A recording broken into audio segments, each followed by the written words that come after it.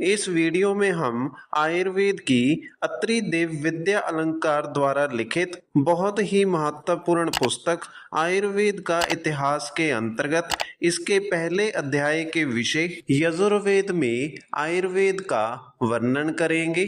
तो इस जानकारी को अच्छे से जानने और समझने के लिए वीडियो को अंत तक जरूर देखिएगा। तो यहाँ पर यजुर्वेद में आयुर्वेद की व्याख्या में लिखा है, यजुर्वेद के दो भाग हैं, एक तैत्तिरीय शाखा और दूसरी वाजसनेयी शाखा। इनका संबंध मुख्यतः कर्म कांड से है, इसलिए शरीर के अंगों के नामों का उल्लेख शतपथ ब्राह्मण में मिलता है।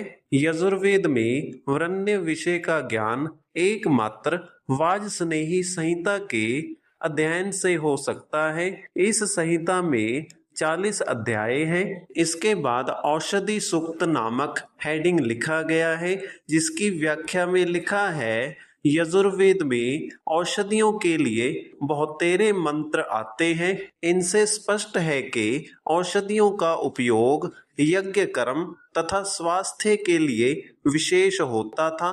औषधियों से नाना प्रकार की प्रार्थना की गई है। ऋग्वेद के मंत्र भी इस संहिता में बहुत आए हैं।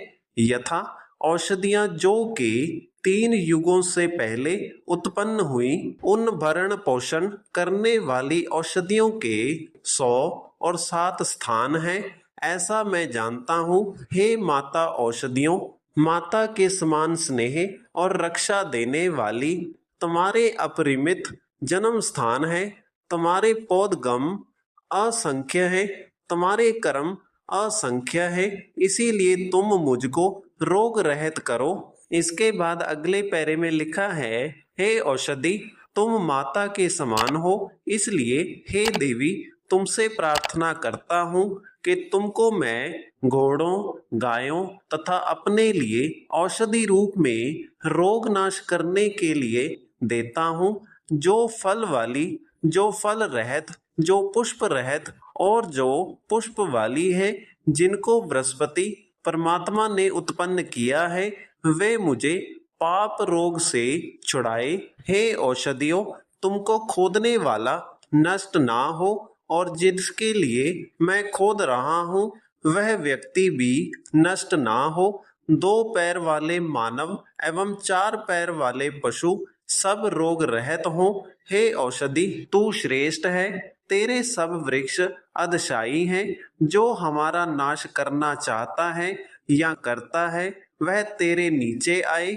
इसके बाद अगले पैरे में लिखा है, औषधियों को केवल नाम और रूप से जानने का महत्व नहीं, नाम और रूप से तो औषधियों को जंगल में गाय भेड़ चराने वाले चरवाहे तथा अन्य पर्वत अरण्यवासी भी जानते हैं।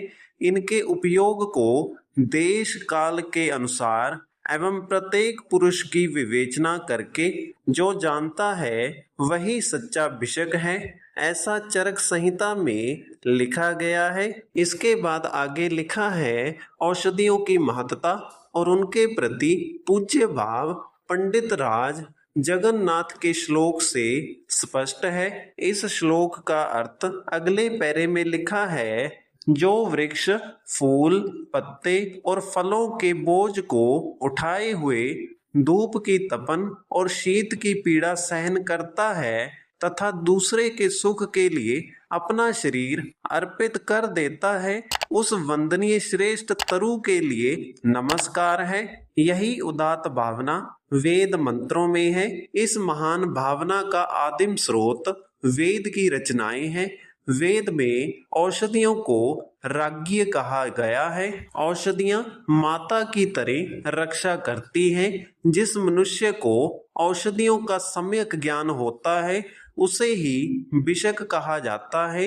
राजा लोग जिस प्रकार समिति में एकत्रित होते हैं, उसी प्रकार जिसमें औषधियां एकत्र रहती हैं वही विप्र सच्चा भिषक है और वही राक्षस और रोगों को दूर कर सकता है, ऐसा यजुर्वेद में लिखा गया है। इसके बाद आगे लिखा है, वेद में औषधियों की माता को इस कृति सब रोगों को निकालने वाली कहकर प्रार्थना की गई है। हे औषधियों, तुम भी मेरे रोगों को निकालो। इसके बाद अगले पैरे में लिखा है, औषधियां कहती हैं कि आकाशीय दुलोक से आती हुई हम जिस व्यक्ति के पास पहुंच जाती हैं वह किसी तरह भी नष्ट नहीं होता। इसके बाद आगे दिव्य वैद्य नामक हेडिंग लिखा गया है, जिसकी व्याख्या में लिखा है, जो रोगों को जड़ से नष्ट करता है, राक्षसों को मारता है, वह वेद में दिव्य विषक कहा गया है। इसके अगले पैरे में लिखा है, कम ना होने वाले, सदा बढ़ने वाले, रोग बीजों को नष्ट भ्रष्ट करने वाला और सब राक्षसों को नीचे की ओर से निकालने वाला है, वह उपदेशक पहला दिव्य वैद्य है। तो इसी के साथ हमारी इस वीडियो का विषय यहीं पर समाप्त होता है। अगर आपको वीडियो अच्छा लगा तो वीडियो को लाइक करें और इसी प्रकार से निरंतर वीडियोस प्राप्त करने के लिए हमारे YouTube चैनल को सब्सक्राइब करें।